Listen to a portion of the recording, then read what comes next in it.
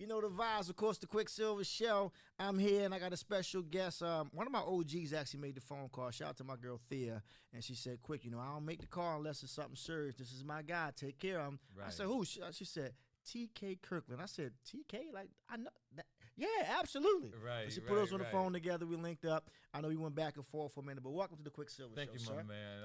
I really appreciate you doing this because this is after hours for all of us. It's all good, man. I got to show you love and dedication because my man came fresh off the jet. He took a private jet here. His pilot pulled up the Rolls Royce, brought him straight to the door. He still got his suitcase somewhere around here, so you ain't even been to the hotel. No, I haven't. That's called dedication. That's dedication. I take this very seriously. Now, for anybody who might not know, why you in town? I'm in town. I'm doing the sound stage this weekend in downtown Maryland, and I'm excited about it. My Live Nation tour. So we're doing like 42 cities. I had to cancel some cities, not cancel, postpone, because I have kids. Gotcha. And my youngest daughter's in Paris, so I got to do stuff in Paris. Nice. And those particular dates I had to leave and do certain things. So we're gonna put it back on the books. That's super. But it's hard when you're a father. Man, I have 2 kids. I'm a husband and a dad, so I have 11. God bless you. I know, yeah, it's a lot. God bless you on the husband. Right. Woo. Hey, pray for me now. No, I'm joking. No, man, but I have an 11-year-old and a 16-year-old, and I always say when you're in this industry, sometimes the industry doesn't care. So sometimes when you make a decision to put your kids first, like that's commendable because a lot of people won't do that because they're afraid if I. And I had to blend it out with all my children. How many you have? I have 7. God, football. Damn. Yeah, I had 7. I wish I had more, but really? Just leaving it in. The thing about me, I try to spend time with everybody because everybody's grown, everybody's in different places. So you spend time here, you call. You spend time here, you call, and you do the best you can. Sometimes if you got situations with baby mamas, when you're growing up, they think you're spending more time with the other person, but no one really knows the situation. And you live with those decisions. You keep it going, Facts. So it all paid off for me, and I'm on the QuickSilva show. Yeah. Well, welcome. Dedication, so my motto is actually hard work, dedication, and consistency. Yes. I've been saying that for decades now. Let's take it back to day one. Of course, you're originally from Jersey, but you grew up in Compton, California. No. I grew up in Jersey City. I want to show Compton love is because Eazy-E gave me my first national tour. Gotcha. I was on tour straight out of Compton. And who would ever think that years later it would be such a legendary thing to say? That's crazy. And I've been blessed to rock with every major rap artist that ever blew up. Like it got to a point I started telling people, if I open up for you, blew up because I toured with Nelly. Wow. I toured with Ludacris. As a matter of fact, I was coming through Vegas, and a guy, he was 12 years old.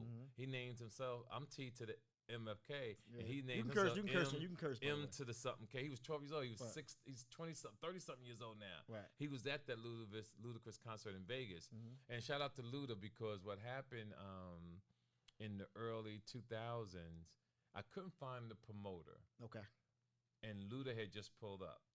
And I said, Luda, I can't find the promoter. He ain't paid me my money yet. Luda did not start that show until I got my money. That's crazy. So yeah, he shut it down. He was not moving until I got, because I'm independent. I don't go through promoters. So I do my own thing. And when I couldn't find him, because he was there. It was just packed. I couldn't find him. I get it. I couldn't find you. Right. Where's my money? I need that. So boom, we did that in the tour with Jay-Z on a Hard Knock Life tour. Luke down in Miami. Shout out to Luke. I'm gonna tell you what's crazy, and I ain't mean to cut you off. I actually DJ'd on the Hard Knock, so I was a DJ for Lil Mo and Fabulous. Wow. So the tour was Jay-Z, 50 Cent, Missy, Busta, Fab, and Fab and Lil Mo. Yes. I was Lil Mo and Fabulous DJ on that whole tour. So I did 30 cities. So you had to see me. I was the host. Yeah. I remember. Yeah. That's crazy. Wait to talk to Lil Mo. Of that. And then that turned out. That's how I met Baby from Cash Money. Yeah. And me and Baby been rocking since 1998. Y'all just did the party together. We just did the Essence Fest down in. You didn't invite me to DJ, but we'll talk about it off camera, man. That was one of the most amazing things to perform in the Superdome. Right. Because when he asked me to do it. I turned him down. Really? Listen to me. Baby asked me to do his... This is an exclusive, guys. Yeah, he asked me to do his thing at the Essence, and he asked me to do YouTube, the YouTube thing they had in L.A. I got you. And I had turned down both of them, and I don't know why I did that. And one day I was just chilling. I said, T, make this happen, dog.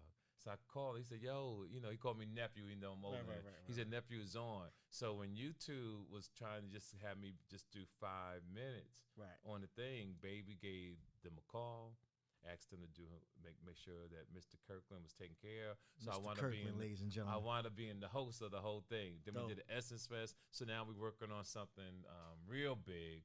And hopefully we'll be able to make that announcement in a few months. Make sure you make it on the QuickSilva show right here. Of course, when I say big, everybody's going to be impressed. I'm already impressed. Let me tell you why. If we just tuned into the show, of course, we're talking to TK Kirkland. You're like multi-dimensional. So you're an actor, of course. Yes. You're a stand-up comedian. But I feel like over the years, like I follow you on social media, and I see you, of course, out to the Breakfast Club and other interviews. Like you become like this voice, and I can't say what the voice of, but like when TK talks, people listen. Whether you're on an interview talking about some gangs, whether you're on an interview talking about artists or politics. Yes. Like, how do you feel like you got that voice where you have people like the Breakfast Club, you have people that really say, you know what, we need somebody to speak on this, and they say, let's call TK Kirkland? I think what happened, and I'm gonna tell you how it started. I think it all started with my son, my oldest son, Aris. Okay. He asked me to do the Breakfast Club, and I knew Charlamagne since he was sidekick with Wendy Williams. So when he said to me, "Do it," I said, "I'm not doing that kids show, the Breakfast Club, Hot 97, but not the Breakfast Club, right?"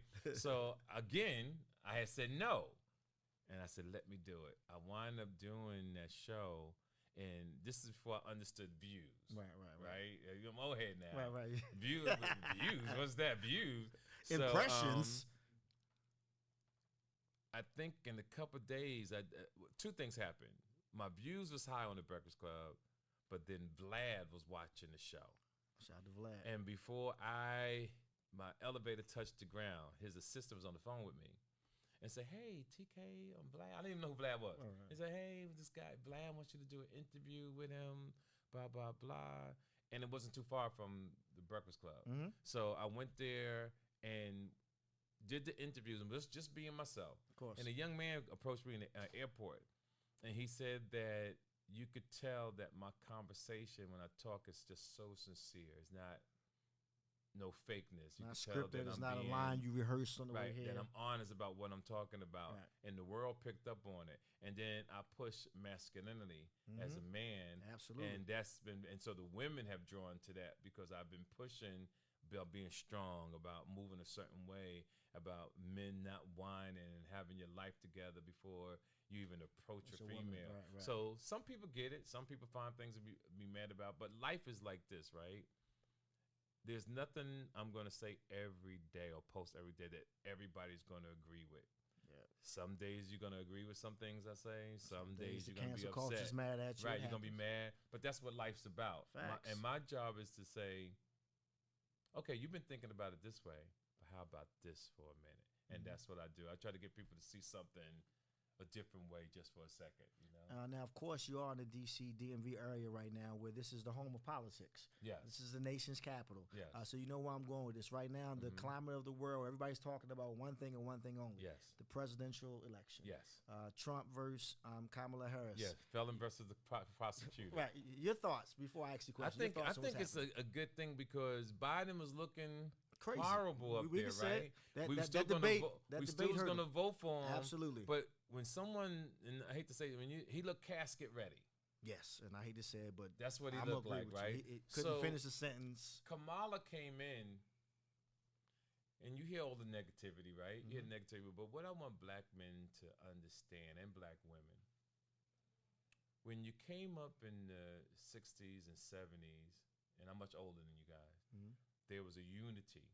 You know, you had the Black Panthers, you had womanhood that stuck together, and they motivated and cherished one another. Yeah. And we have to get back to that because when you see, no disrespect to whites, when you see white people downing our sister, we have to stand up as men and as a black culture and say, no, you're not going to do this to one of ours because we'll allow them to attack us. And then we attack the person as well. Right. And we have to stop, regardless of what your feelings is, right? Regardless of what she locked up these amount of people. And if you do your facts, a lot of this stuff you see on the internet, it's not real. It's not right. real. Those aren't facts. That's somebody made up on the internet. Somebody made that up. It's not true. And then they ran with it. Right. And we believe anything we see on the internet. And believe it or not, I was one of them. Right. When she 4 or 5 years ago, I was the same person that was saying she did X, Y, and Z. But then I started coming to my senses. They said, she locked up a lot of people. And I said it in my stand-up, right? And I said, well, they got caught. So my point is, if she did lock people up, me being a hustler, you got caught. This is not a society where you get caught and they give you a pass. Don't do it again. Right. Because you're black. Because you're black. And I'm black. I'm letting you slide. You go into jail.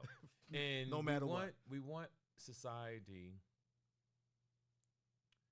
to rally up the troops for this young lady. I feel like we are. I'm sure you've been following it, but it's been so many different Zoom calls. I was actually on the one with Roland Martin, where it's about 50,000 men on a call, just influencers, just coming up with ways that we can support her and really back her. We raised over almost close to $2 million. I think I saw that. Yeah, I saw that. So they've been doing. They had women with Kamala. They had men with Harris. So many organizations. I feel like the excitement is there, and that's what we needed. We needed a Hail Mary. Yeah, and we got it. Yeah. So our prayers came true. So now all we have to do is execute it well. I think I heard that Trump doesn't want to debate. He's very nervous right now. At first, debating Biden was easy for him. Yes. Okay, he's a bully. It was a bully. He's a bully. Now you have someone like this, what she does. Like, you ever been scoring a tongue lashing by a black woman? Oh, you already know. It's brutal. And she's intelligent. Now you take somebody who's a black woman, intelligent, former prosecutor, and used to argue for a living. Yes. Like Trump, I think he knows now I'm going to get embarrassed. Yes. So but is he agreeing to do it? So as of today, they were saying that his team or somebody in his camp, he hasn't come out and said he's not. Okay. But the rumor is, sources say, whatever that means. Sources say that Trump is now contemplating if he still wants to debate. Now, she came out today and said, I want the smoke. Right. Like she said it almost like she said, tell him I'm ready anywhere, anytime. We can push the date up. Yeah. He don't want that. They should sell tickets to that. Yeah. That's bigger than hosted the by heavyweight. T.K. Kirkland. Hosted by T.K. Can you Kirkland. imagine that? Yeah, because I would tell Trump when he get online, yo, calm down. Strike the proper tone. That's what I would tell him. I was like, just strike the proper tone. Because you ain't going to talk over me. I'll set that thing up. Yo, the Kamala Harris, look me up. Look me up, because I control the conversation, and that's what happens. A lot of these debates, the hosts, they lose control, and Trump takes over. And you got to tell him to shut up. You got to be a man and say, "Who raised you?" Yeah, you got to be a man. Like yo, you talked already, dog. Shut up, Yeah, you know what I'm saying? My nigga. Shut up, my nigga. Those guys on CNN and all that, they're not strong. Your time is up. Hey, yo, bruh, chill. Yeah, like don't make me say it again. That's how you got to talk. Right. Don't make me say it again, yo. They're going to say you're being aggressive. He's an angry black man. Kamala, go ahead, young lady. Then you send the homies up there, talk to them just for a minute. Right. What you think about the shooting? Man, I was going to ask you that one. So before I say what I say, I was watching something, and the FBI somewhere was being interviewed today, one of the FBI agents or something, and what he said was, and I quote, the shooting on Trump may or might not have been real. So he's kind of like hinting like it may have been real, it might not have been so real. Now let's go. So them saying that. Now we from the hood. Right. And everybody's watching. Now, so I'm going to pay attention. I'm going to show you something. If you get shot in the ear. I've been shot before, by the way. And I've been shot too. The whole side of your face is supposed to be some other damage. Facts. Either you're going to have bloodshot eye, you can't move your jaw. Absolutely. Your neck is sore. And you're not going to go to the Republican convention a day later. You know what happens when you get shot? You cancel everything. And you panic. You panic. I've never seen, this is what I will say. I've never seen someone, once again, I've been shot. Yes. You've been shot. Yes. The first thing you do when you get shot, you're thinking, I hope I don't die. I hope I'm not. I remember saying to Paul, I don't want to die. I don't want to die. The fact that he got shot, and 30 seconds later, he was saying, where's my shoes? Where's my shoes? Somebody grab my shoes. Yes. And then another minute later, I totally agree. I've never seen. If I just got a sniper try to snipe me, I'm really in panic. And even the way the people that was protecting him acted. Mm-hmm. You see how they all gather around him, they hold each other. That's not the way you escape At all.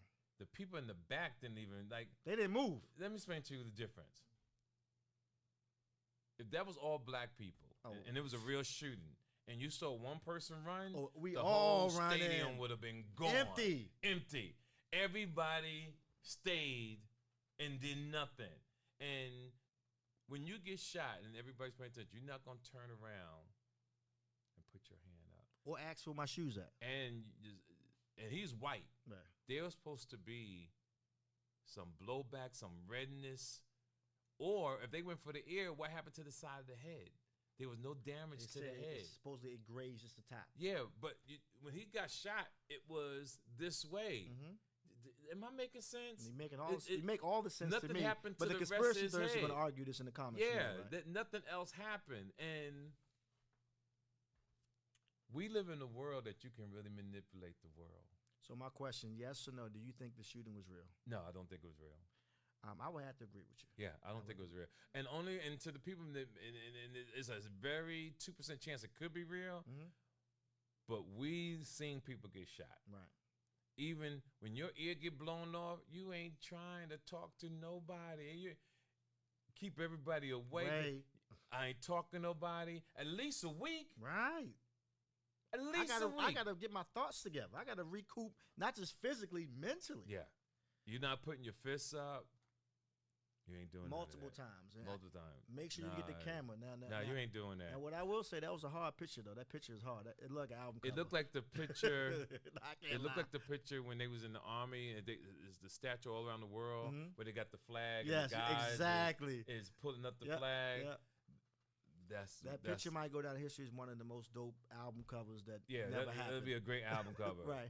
If you just turned into the show, we're talking to the unapologetic TK Kirkland. I like that. I like that. Because you are, man. That's why I said to you, you became like this voice. It's crazy to me that, when I first heard of you, I heard of you, as an actor and as a comedian. But over the last few years, when I think of TK, I think of you having opinions like this, where you're the person that a lot of people have been thinking what you're saying about Trump. Yes. But they're afraid to say it because I don't want the cancel culture. I don't want my sponsor to see that. Right. He's a Trump supporter. Right. So you've never been. I was on the plane with a guy from that Trump had the last name Trump. Yeah. Yeah, I don't know if he was related to him, but he couldn't have been. He'd have been. So were you private? You could have been private. No. I don't talk to people. Oh, got you. Yeah, I don't talk to really? people. Nah. I got so much to think about. Right. And I just want to be in my thoughts. Dope. That's all I want to do. I run a big corporation in my head, right. And I need every minute of it to have it focused, so that's what I do. So I say to myself. Once again, man, this weekend you will be performing live, and I love your comedy. It's like, it's funny, but it's thought-provoking. Yes. Right. And I'm going to be talking, every city I go to, my show is not planned. It goes from my gut. So you don't write your jokes out beforehand? If I get a thought, I'd say that thought throughout that whole week. And I let the natural ability, I'm a great conversationalist. Gotcha, I see. So I allowed that to carry me on stage. And then after that, it just flows. So we'll see where it goes. I'm excited because I used to do the comedy clubs around here. Dope. And when they didn't give me what I wanted on certain deals, right. I called my homie Jeru at Live Nation because Live Nation's been after me for like 3 years. Dope. But I always wanted to keep it independent, So I kept it independent. And then the world is changing, right? Because even the comedy clubs are using AI to book certain comedians. That's crazy. To go by their numbers, right? The algorithm. Yeah, and if I can't get 90% of the door, it's very hard for me to do your show, especially when I know what I'm capable of doing. And what most club owners do, they'll hold you to what you did last year and the year before, not looking at you could have grown within a year, right? And I want to share that with the owners and the comedians. Whatever you made last year, if you haven't done a TV show or done anything to heighten your status, okay, you still should get the same price. I'm not getting the same price because everybody knows I'm more popular now. Definitely. than I ever was. In the words of my guy Fat Joe, yesterday's price is not today's price. So you're gonna have to pay me. Right, And I get it. I get it. I don't even play with it. Right. I get it. If you ain't got the bag, we not gonna negotiate. Yeah. Maybe my show's not for you. Right.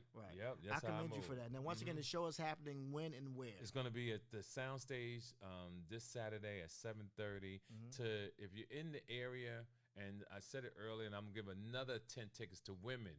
You know, nice. Now this is what I do, ladies. Better not no man be in my DM to yo, TK get ticket. Hey yo, let me holler at you. Nah, it ain't happening. Answers and no. what I do at my show, I call it the Eric Von Zip ceremony. Now Eric Von Zip, been with Keefe D and all them, but Eric Von Zip was my best friend, and we used to hang out back and together. All my street crew. And if anybody know my history, I go that far back, a hustler. So in my shows, I always give champagne. I always give yellow roses to 24 women after the show, because that's my thing of saying thank you. Okay. I do pictures for free. I don't charge for pictures. I think what the Chris Browns and all them are doing. $1,000 a picture. And comedians, they do it. They charge. Right. Me, I don't do that. I'm old school. I go way back when you had to take a picture with the Polaroid and take it to the pharmacy and drop it off Kodak and come back 9 months to get your before that, I remember the joint where you and they come out the front. And you that's after that. Oh, that was that? Kodak is before. You take a picture and you have what we call film roll. I got you. You take it, you fill out the paperwork at Walgreens or whatever, you drop it off. And come back you come back in 2 weeks, but I'm exaggerating. Like 9 months. Right. And then when your pictures come back, some pictures are gone. And you couldn't take no naked pictures of your girl. You know, girls send you naked pictures now. You couldn't do that. I don't know what you're talking about. I don't get naked pictures sent to me. Somebody will take that now. Somebody take that. But back in the day, that's how it was, yo. Right. So when you come to my show, I'm gonna tap in with you because I really appreciate this life. Traveling the world. Dope. Being almost 110 years old. Man, stop it. Looking like I'm 40. Brother. You know what I'm saying? So, crazy, I'm 64 years old. Really? Yeah. You got me by I'm 43, so you got me by 21. Yeah, 21 years. I wanted to be your pops, yo. Oh, man, you never know, man. Yeah, Real quick, and I was going to wrap it up, but you said a name and it sparked something. You said the name Keefe D. Yes. Of course, he's been in the media really, really heavy over the last few months. If you don't know who that is, please Google him. But he's been alleged, connected to the Tupac shooting. But now there's reports coming out that said he was an informant trying to set up Diddy. Can you speak on that at all? Well, the thing about all of that is all of us know each other. From Eric Von Zip to Keefe D to all of us. And we as a crew, and my people out of Cleveland, Ohio, we talk about it all the time. And we're kind of disappointed in Keefe D because we come from an era we don't talk. Right, facts. And whether he's playing or not, it wasn't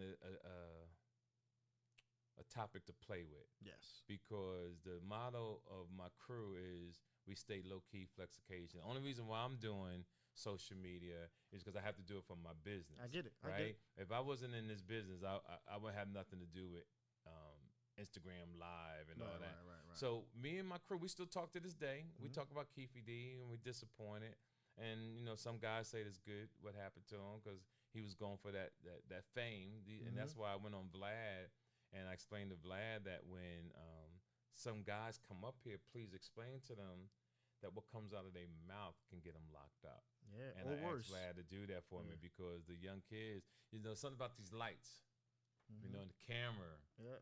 People they run their mouth, dog. I'm going to tell you something crazy. I interviewed T.I. a few weeks back, and what he said, I come from the era where, you did things, you got away with them, and now that you got away with them years later, you might joke about it. Yes. He said, we live in an era now where these kids and rappers, they're rapping and telling us things they're about to do. Yes. So it's not, if I'm talking to you about something, me got shot. This is in 1993. We can speak on it now, but we ain't got to give details. Right. These new rappers and influencers, they're telling you, hey, by the way, tomorrow I'm going to spin the block and I'm going to kill somebody tomorrow and I'm going to shoot him when I see him in the club. Then when he get caught, they snitching. They telling. No, you told the police, come see me next Wednesday. I'm going to spin the block. And they watching. Right. And the thing about the young kids is the lack of leadership they've had in their lives, right? From fathers, no coaches, no leaders, and you see it that the young men just move differently, and it's sad. So that's, I think, why the young men have gravitated towards my posts, my interviews, Right. because they listen to me, Yep. and I'm gonna do my best, man. I'm not gonna always be right, Right. but I'm gonna do my best to tell you the truth. Like one guy had said to me, he said, "TK give you the game," and because me and Kevin Samuels going to do an interview with Vlad. It was going to be a sit-on. And he passed away 2 weeks before we got ready to do the interview. The thing I had wanted to have the conversation with Kevin Samuels was I loved what he said to women, right? But and everybody listen, make sure you understand, whenever you tear a woman down, you have to be willing to give her the solution to survive. Yep. So if you tear a woman down, don't tear her down. Be gentle with her. Explain to her why you're saying what you're saying. Say, baby, you got 3 kids, you're overweight, you're 5-something, and this may be detrimental to your life, but I'm going to give you the game on how to fix it right. so that you can win. And that's what I'm for. I'm here to give you the game. Hey, man, this guy, man, if comedy and acting don't work out, you can be like a motivational life coach or something. Yeah, and here's the thing. I'm not trying to be an actor. Really? Like most comedians, they want to do TV sitcoms and right. movies. I have no interest in that. I'm a businessman. That's dope. So man. I have to be. I gotta have my hand on it. It can't be. I could come in somewhere and someone could fire me. I love it. I can't live like that. Right. I have to have part ownership or own it all. That I can't get fired. Facts. And that's the way I use my career. And good luck to the people who want to do. Right, I get it. Yeah, that's not TK. Gotcha. Everything, my success, I use my platform to create businesses, and boom, boom, boom. So I'm putting myself together, and believe it or not, it took 40 years just to get started. Hey, man, TK Kirkland is definitely a deep brother, man. Once again, I really appreciate you, man, being dedicated to coming straight here off the plane. Man, it meant everything to me, and I thank you for bringing your staff in. And watch this, and the beautiful women you got here, half naked, coming to they see came TK. just for TK Kirkland, coming ladies to and see gentlemen. TK, so that's good. But I'm going to my hotel room by myself. There you go. But this but weekend, man, support my guy. I'm putting the QuickSilva stamp on him. Support my guy this Saturday. You'll be at the Soundstage. Yep. Get the tickets to the first 10 women when I get off and get comfortable. If you're in my DM and you say TK, I'm going to ask you for your full name. Your name will be at the box office. You can bring your boyfriend, your husband, or your side dude, whatever you want, or your girlfriend. No judgment. No judging. I just need people to see the show because I want people to know that whoever you think your favorite comedian is, right? You ain't seen wait TK. Till you see T. T to the motherfucking K. T to the motherfucking K. I said, yes, sir. I got you, man. TK Kirkland. This is, of course, the QuickSilva Show. You hear me? This weekend we outside. That's right.